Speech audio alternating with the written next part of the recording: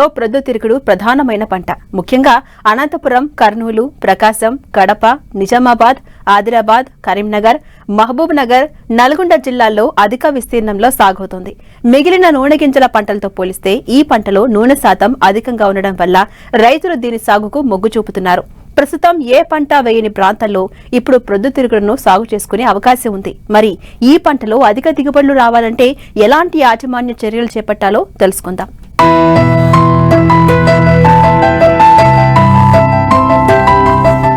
తెలుగు రాష్ట్రాలలో సాగవుతున్న నూనె గింజల పంటల్లో ప్రొద్దుతిరుగుడు అధిక ప్రాముఖ్యాన్ని సంతరించుకుంది.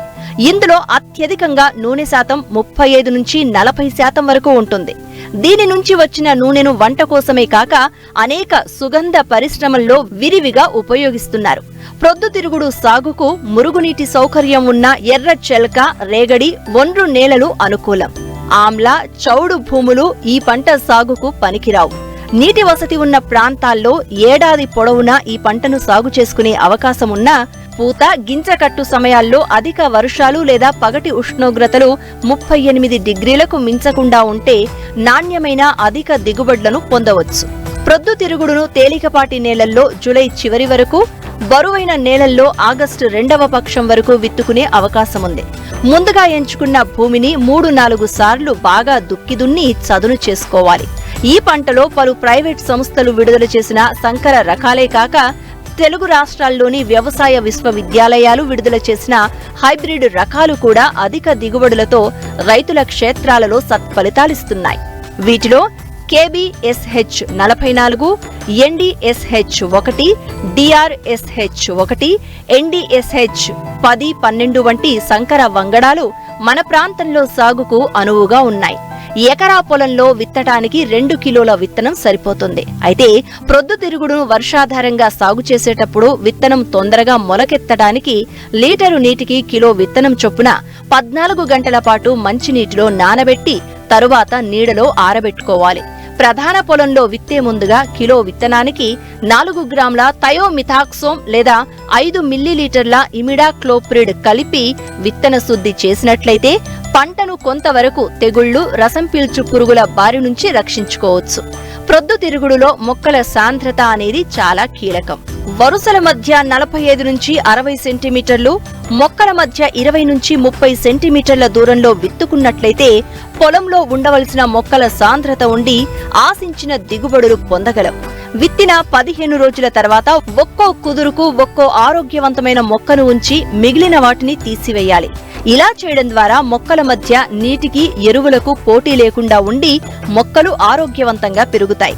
ప్రొద్దుతిరుగుడును ఏకపంటగానే కాక కంది, వేరుశెనగ, ఆముదం వంటి పంటలతో కలిపి అంతర పంటలుగా కూడా సాగు చేయవచ్చు. కలుపు నివారణకు గాను లీటరు నీటికి 5 మిల్లీలీటర్ల పెండిమిథాలిన్ కలిపి విత్తిన వెంటనే భూమిలో తగినంత తేమ ఉన్నప్పుడు నేలపై సమానంగా పిచికారీ చేసుకోవాలి. పైరు నెల రోజుల దశలో మరొకసారి మనుషులతో అంతరకృషి చేసినట్లయితే కలుపును పూర్తిగా అరికట్టవచ్చు. మనం అందించే పోషకాలపైనే పంట దిగుబడులు ఆధారపడి ఉంటాయి. కాబట్టి సిఫారసు చేసిన రసాయన ఎరువులతో పాటు సేంద్రియ ఎరువులను కలిపి సమగ్రంగా అందించాలి. ముందుగా ఆఖరి దుక్కిలో ఎకరాకు 3 టన్నుల పశువుల ఎరువు వేసి బాగా కలియదున్నాలి. విత్తే సమయంలో 26 కిలోల యూరియాతో పాటు 150 కిలోల సింగిల్ సూపర్ ఫాస్ఫేట్, 20 కిలోల మ్యూరేట్ ఆఫ్ పొటాష్లను వేసుకోవాలి. పైరు 30 రోజుల దశలో ఒకసారి, 50 రోజుల దశలో మరొకసారి ఎకరాకు 13 కిలోల చొప్పున యూరియాను పైపాటుగా అందించినట్లయితే మొక్కలు ఏపుగా ఎదుగుతాయి.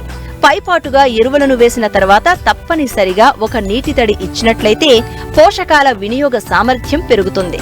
గంధకాన్ని జిప్సం రూపంలో ఎకరాకు 10 కిలోలు వేసుకున్నట్లయితే గింజల్లో నూనె శాతం పెరిగి అధిక దిగుబడులు పొందవచ్చు. దీనితో పాటు పైరు పూత దశలో ఉన్నప్పుడు లీటరు నీటికి 2 గ్రాముల బోరాక్స్ను కలిపి పిచికారీ చేసినట్లయితే గింజల్లో తాలు శాతం తగ్గి బాగా వృద్ధి చెందుతాయి. వాతావరణ పరిస్థితులను బట్టి నీటి తడులను అందించాల్సి ఉంటుంది. పంట కీలక దశలైన మొగ్గ, పువ్వు వికసించు దశ, గింజకట్టు దశలో పైరు బెట్టకు గురికాకుండా చూసుకోవాలి. ప్రొద్దుతిరుగుడులో పరాగ సంపర్కం తేనెటీగల ద్వారా జరుగుతుంది. తేనెటీగలు తక్కువగా ఉన్న పరిస్థితుల్లో మెత్తటి గుడ్డను లేదా దూదిని ఉపయోగించి పువ్వుపై రుద్దడం ద్వారా మెరుగైన ఫలితాలను పొందవచ్చు. ఈ పంట సాగులో రైతులు ఎదుర్కొంటున్న ప్రధాన సమస్య పక్షుల బెడద.